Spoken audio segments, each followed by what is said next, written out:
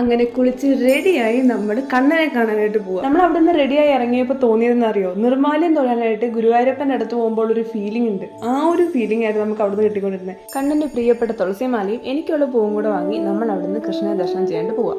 ഈ ജാലകത്തിലൂടെയാണ് കൃഷ്ണൻ കനകദാസനായ തന്റെ ഭക്തന് ദർശനം നൽകിയത്. ഇവിടെ കണ്ണൻ പടിഞ്ഞാറോട്ടാണ് ദർശനമായിട്ടിരിക്കുന്നത്. കൃഷ്ണന്റെ വിഗ്രഹത്തിനും ഒരു പ്രത്യേകതയാണ്. പണ്ട് ആ ഉണ്ണിക്കണ്ണന്റെ കുസൃതികളൊക്കെ തന്നെ അത്രയധികം ആസ്വദിച്ചിരുന്നത് യശോദാമ്മ എന്ന സ്വന്തം അമ്മയായ ദേവകി അമ്മയ്ക്ക് അത് ആസ്വദിക്കാണ്ട് കഴിഞ്ഞിട്ടുണ്ടായിരുന്നില്ല.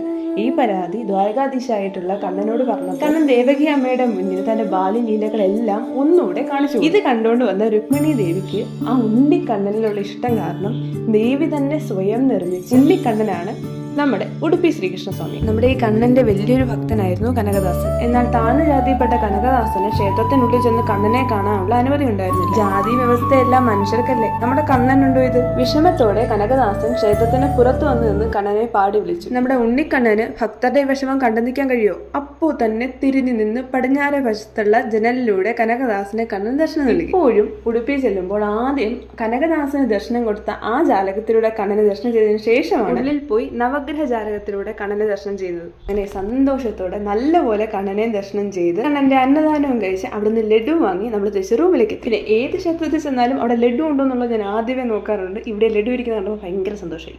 അങ്ങനെ നല്ല ടേസ്റ്റ് ഉണ്ടായിരുന്ന ലഡുവിന്. ആ ലഡുവും കഴിച്ചു. പിന്നെ അതാ ഈ കാണുന്ന കണ്ണന്റെ ഈ ഒരു സംഭവത്തിന്റെ പേരെ കരുതില്ല, മറ്റേ മാഗ്നറ്റിക് ഇതുള്ള അതൊക്കെ നമ്മൾ മേടിച്ചിട്ടുണ്ടായിരുന്നു.